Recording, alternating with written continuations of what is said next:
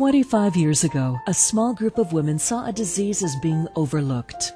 Their vision was to create a future without breast cancer by funding research, education, and awareness.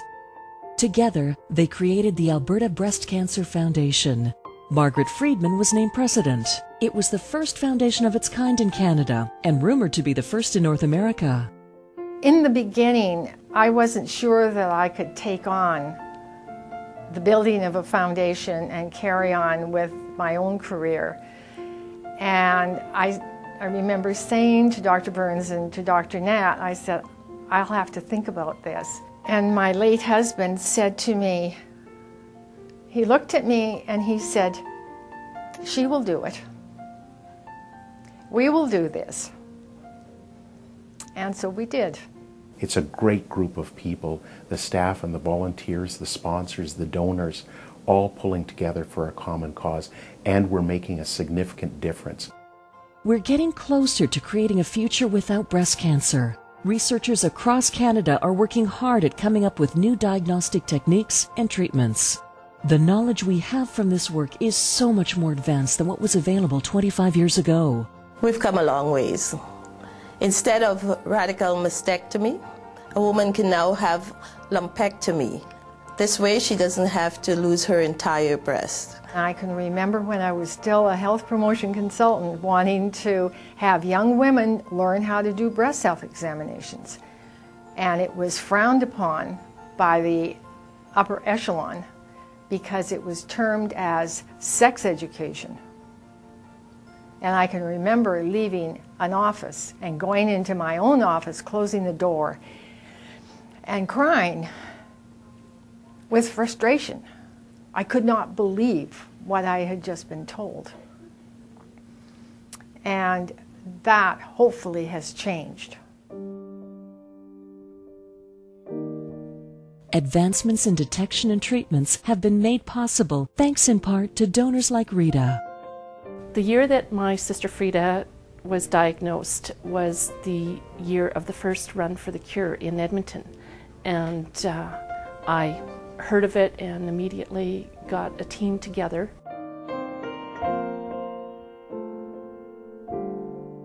When she was first diagnosed, she was told she would have a year and a half to live. And when she was diagnosed, she was pregnant with her third son.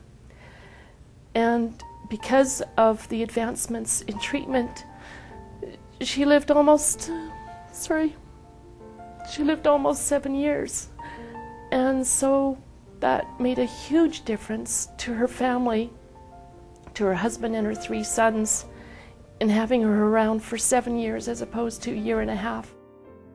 Shelley Johannesen has been a huge supporter in the Canadian Breast Cancer Foundation, CIBC Run for the Cure. For the last 10 years, she's laced up her shoes to run the 5K every October. And every year, the same thoughts run through her mind. You're always wanting to raise enough money to find the cure, and not just for myself, but for my kids. I have a new granddaughter that's just a year old. We walk for all the people that we've lost, which are many, and we walk just hoping there'll be a difference.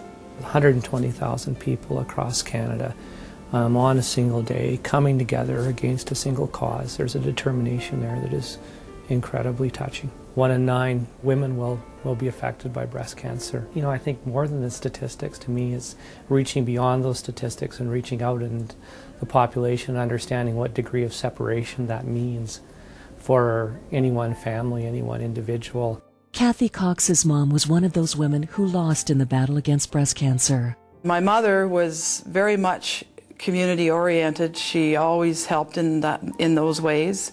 She loved the outdoors. As a way of honoring her mother's battle and life, Kathy created the annual Lucking Slow Pitch Tournament. In the last 6 years, she's helped raise $30,000. When I come here to give this check, no matter what amount, to the Canadian Breast Cancer Foundation, it just makes you feel that it was all worth it. And you know what? We'll do it again. In her 10 years as CEO of the Canadian Breast Cancer Foundation Prairies Northwest Territories region, Trish Branch has witnessed many success stories from incredible volunteers and event participants, allowing for some amazing advancements.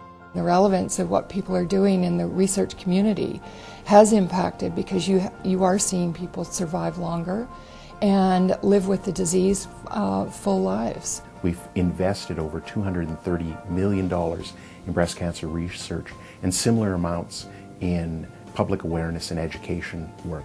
And we've seen significant advancements over that time, and we're delighted to see that progress.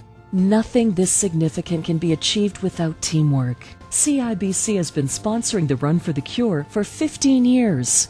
One of the first Run for the Cure corporate sponsors was the Running Room. Having been involved from the run from day one, I can tell you when we were first involved, when you said breast cancer, it was what I called at the time a closet disease. People were afraid to talk about it and didn't talk about it.